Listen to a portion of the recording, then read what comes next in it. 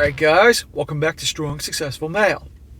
So for today, I'm going to go over an article titled, "The Most Effective Contraception for Men Seems to Be Today's Women." And a big shout out to Carrie for sending me this article. Carrie's a dude, by the way. And guys, this article is written by a woman. She had recently, or somewhat recently, wrote an article about to women saying why so many women have given up on dating. And upon writing that article, got lots and lots of comments from guys where they shared their reasons behind why they have stepped out and all that type of thing. And she came to really realize what's been going on out there and how today's gals are in dating, relationships, all that you guys know too well, especially you guys that have dated or been in relationships anytime in the last 10 years. And she wrote this whole piece on this, talking about how things are going right now, how there's this big divide, and all that, and reasons that you are certainly going to agree with why so many guys have checked out. Guys have definitely scaled back big time in terms of getting married. The marriage rate has just plummeted over the years, and you can't blame any guy for that. And also, guys getting in relationships and dating has really plummeted as well because they are sick and tired of what is out there. It's just, I don't even need to go into it because you guys know what I'm talking about, and she'll get into this now. And you can't blame any of the guys. More and more guys are realizing, you know what? I can get my needs met occasionally, but other than that, I'm going to focus on me. I'm going to focus on improving myself, making something of myself in this life, furthering my career, keeping myself in great shape, enjoying my hobbies, hanging out with my bros. And you know what? If I want someone to love me, I'll get a freaking dog. Or, like me, some cats. And I thought it'd be a very good one to go over here because it definitely reflects the time. And the lady does have a point. In terms of the survival of the species, if both parties can't stand each other, it's not going to go too well in the future. Although we just hit 8 billion people on the planet last week, so I don't think we're in any danger of any less people anytime soon. But that'd be a good one here. A quick article, but a good one, and definitely covers a lot of things I talk about. So it starts off, she says here, recently I wrote a piece called "Why So Many Women Have Given Up on Dating." The crux of it stuck a note with some and nerve with others, both of which landed me on numerous podcasts and radio shows to discuss it.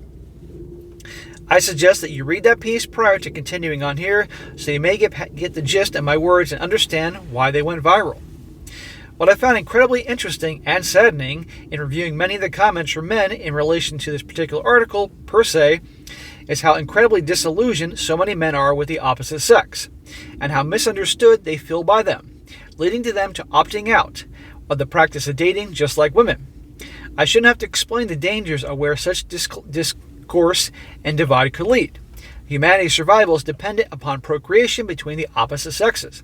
If neither side is wanting because both have left and bad taste in their mouths as a result of each other, that hardly bodes well for survival.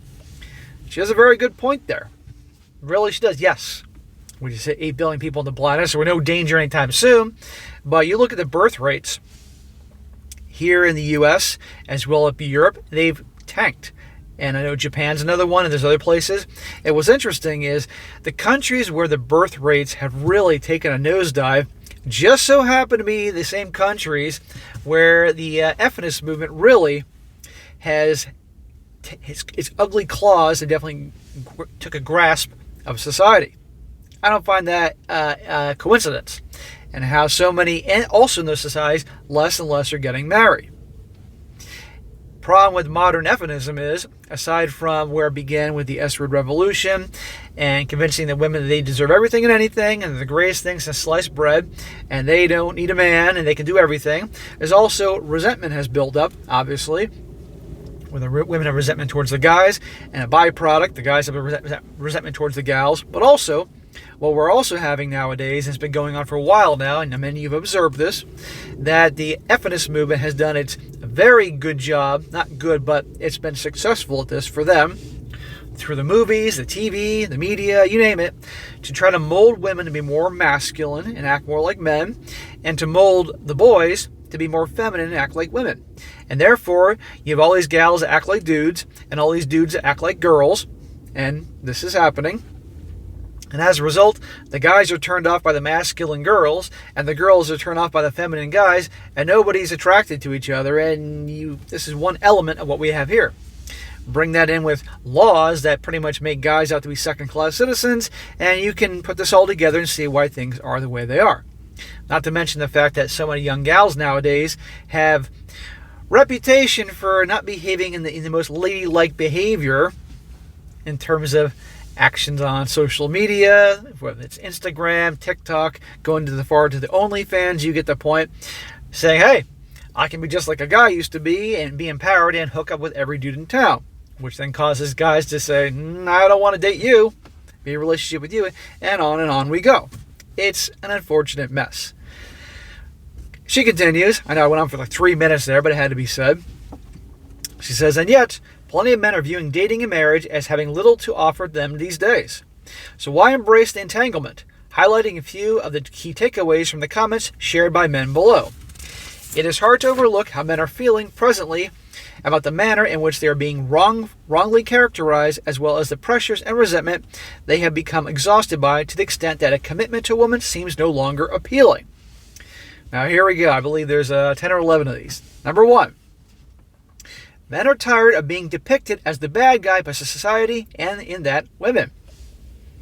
Yes, we're always being depicted as the bad guy on multiple fronts, when in reality, most guys are good guys. Sure, we're going to have behavior that, in terms of guy-like behavior, that may make people roll their eyes a bit, but at core, by and large, we're all good guys. Most guys are not the Chad and Tyrone, low-life loser, abandon the kids, abandon the family, hook up with every girl in town, love them or leave them type. Most guys are not like that. Most guys are stand-up guys that want to have a family, want to take care of their kids, have a loving, loyal wife, but that's not how we're portrayed. Number 2, teaching kids, especially those of the opposite sex, to distrust men in doing them and the future of humankind a disservice. Yeah, a lot of that going on. Number 3, female narcissism and entitlement is real and endured by men just as is with women, just more overlooked. You don't even need to get me started on the level of narcissism and entitlement that has been going on, it isn't just this year, 2022, but for a while now. And that's more obvious on social media. Good Lord. And with the entitlement, let's talk about that. You remember all the sixes. I haven't brought up the sixes in a while. I want a man, and I deserve a man who makes 6 figures, 6-pack, 6 feet tall, 6 inches or more down south, and the never-ending list of demands for the perfect man, when in reality, statistically, good luck trying to get all that. It's impossible. I have observed, in now my mid-40s, I know a number of women, a number of gals, that are still in their 40s, and they're alone. And now they cry about it because they're at a point now the guys don't want them. Maybe if they're good looking for a quick hookup, but that's it. But they can't get that guy they want for a family because they spent decades being so picky, feeling that they were the greatest things in sliced bread in terms of as a woman, and turned down a lot of good guys. Good guys and a heartbeat would have married them, had a family with them, because they didn't meet all their laundry list of criteria that they felt they deserved. And therefore they're alone. This is an example of what we have nowadays. I can think of 2 girls right now, 40s. Good-looking girls for their age, but they always thought they were so great. And then the waterworks starts about their mid-30s, late 30s, because they can't find a guy. Even though they had guys left and right that would have been with them. Total entitlement. And that's just barely scratching the surface here. Number 4. Women are viewed as getting a free pass on just about everything today, as opposed to men who bear stiff penalties for wrongdoings. Yes, exactly. Number 5. The efforts men have to put into having a relationship today seems one-sided, complete opposite of yesteryear. Yeah, in many ways it's interesting that now you have the gals are behaving in a lot of, especially the younger ones, in relationships a lot like the guys are portrayed back in the day, and the guys are behaving more like the women. The guys want the relationships and commitment, want to be loyal and all that, while it's the gals that you can't be a strong, empowered gal in 2022 without hooking up with every dude in town and wanting an open relationship and all those things. Does this mean that they're all like this? Of course not, but a hell of a lot are. Number 6, men encourage tremendous criticism by a portion of female society that views them as having no redeeming qualities. Yeah, again, thanks to the ugliness of the feminist movement and how it's portrayed in many fronts. Yeah, that men have no redeeming qualities, don't need a man, men are useless, we just need them for their sperm, that attitude. It's ridiculous. Number 7, anger and hatred of men among women has escalated to a point of real concern, placing men constantly on guard. Now, I'm not going to say, I think there's a certain part of the population that's like this, the real Nazis, but as a majority, I don't think that's the case. That's a percentage, but not the whole. Number 8, men are coping with feelings of futility when it comes to making things work between men and women today. Number 9, men feel as if they were forced to conform to a movement, feminist, hugely impacting them, yet without any input from them. It is interesting how that movement slithered its way in to having its hooks and claws and many elements for society. It's kind of like, I guess it wasn't taken too seriously on some fronts, and then just boom, you have what we have today. And I'm talking about modern day feminism. I'm not talking about 100 years ago or anything like that. Number 10, the SEX is no longer worth the commitment because the price is too high. Yeah, I did a whole video about a week or two ago about a guy I wanted to know. He now uses escorts instead of dating in relationships because it's not worth it to him. And there's a point where all what guys have to go through to get some, they realize it's just not worth it anymore. With the level of entitlement out there, the level of narcissism, the attitude towards men, how then if you get married, how the family courts are, a man's screwed if they get married and things don't work out. It's just not worth it. And 11, and finally there seems to be a lack of honesty and forthrightness between the sexes, and that is adding to the mess of it all. Like I said in the beginning, there's just this divide. That's really unfortunate, and in my opinion, a lot of it comes from the feminist movement. That's the root cause. I'm going to say modern feminism. Third wave, fourth wave, whatever fucking wave it is. That's what I'm talking about here. It's a mess. Whether you agree or not, you have to take a look at above points of contention and recognize how a significant number of men are feeling at the present time. Denying them isn't going to solve our issues and just adds another obstacle to overcoming an enormous problem between men and women today. And to quote one commentator, this is a guy who says, if women really and truly find nothing to like in men, I'm inclined to agree with Miss Wellington that this isn't a good sign for society. We depend on each other whether we like it or not. Yes, we do, whether we like it or not. And like I said, right now, 8 billion people on the planet, we're not in any danger right now, but in the future, and believe me, there are a lot of people that have the idea, like, you know what, our society's so screwed up, the hell with it, let it burn. I'm going to go off to the middle of nowhere and just enjoy my rest of my life with my dog or my cats. I'm living comfortably, and I'll watch the whole fucking thing burn. And you can't blame anybody for that, really, but many of us have family that are going to continue on. We don't want to see them harmed and all that. But it's a mess. Another commentator says, we all need to understand that we are all human, not perfect beings. Our task is to learn how to accept and help each other out, live together despite our imperfections. That's a problem. Nobody wants to help each other out, and it's really been pushed in a direction that everybody's an enemy. It's us against them. Poor against the rich against the poor. And you get the point here. Men against women. Left versus right. It's just this constant versus this, versus that. It's just ridiculous. You have to question who's really behind all that and what are their motives. It says, frankly, given what is on the line, if men and women don't come back together cohesively, I think we all need to work towards the good of the whole and stop pretending that we don't need each other. That's a falsehood that will only serve to guarantee a day in the future where we no longer have the luxury of pointing the finger at each other. Where you can prevent extinction through a greater understanding, proactive effort, and care, why not?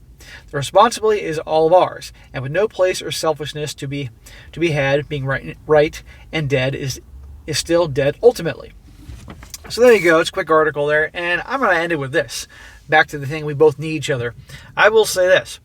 You look at the generation of kids these days that have grown up in single-parent households, and the behavior, the attitude, all that, whether they're little kids now or teenagers now or in their 20s now, is far better off for children growing up in a household with two parents that really love each other. I'm not saying that you can't have children raised in a household with a single dad or single mom and they can't provide, can't love them, all that, but still, it works better when you have both.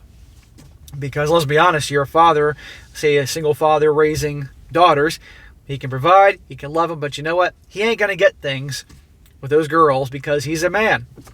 That's where a mother comes in to really help out. Or with a single MOM, raising sons. She can provide, she can love him, everything, but there are things she doesn't get.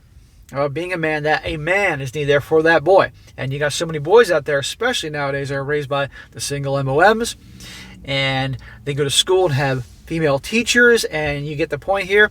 They need that masculine presence. And it's a much better thing when we're all working together and recognize we do have differences, we have strengths and weaknesses, and we can work together, and things would be a lot better in that direction, especially for future generations.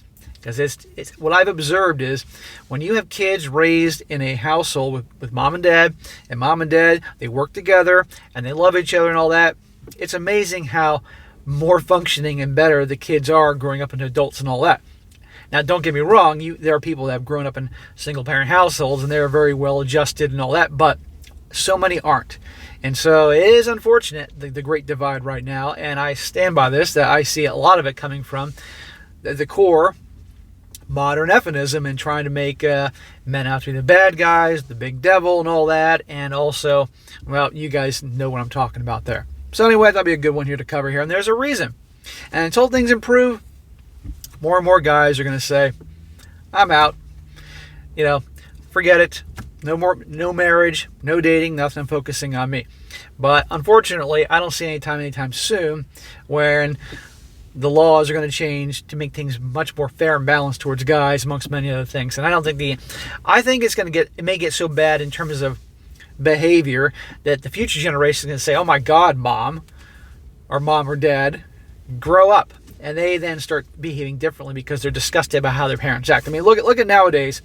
I know I'm going on with a rant here. My mind's kind of all over the place, but I got to say this. I said the other day in a video how you got mothers on Instagram, TikTok, moms in their 40s behaving like teenagers. What kind of example is that? And is there any wonder the kids behave that they do? Think about that, all right? And you definitely have some fathers that act like jackasses too in their own right. And again, are you setting a very good example for your kids? You got parents out there that are behaving like teenagers, and they wonder why the teenagers act like kids forever. So it's unfortunate how things are, but until things change, things are going to continue in the direction they are. Anyhow, that'll be a good one here to cover. All right, guys, that's it for today. Be sure to comment down below and know what you think about this. And guys, if you got a good article, story, or personal story you'd like to share, by all means, email it to me, strongsuccessfulmale@gmail.com. Just give me some time to get to it, and I definitely will when I get a chance. And be sure to like the video, share with your friends, and subscribe. I'll catch you next time.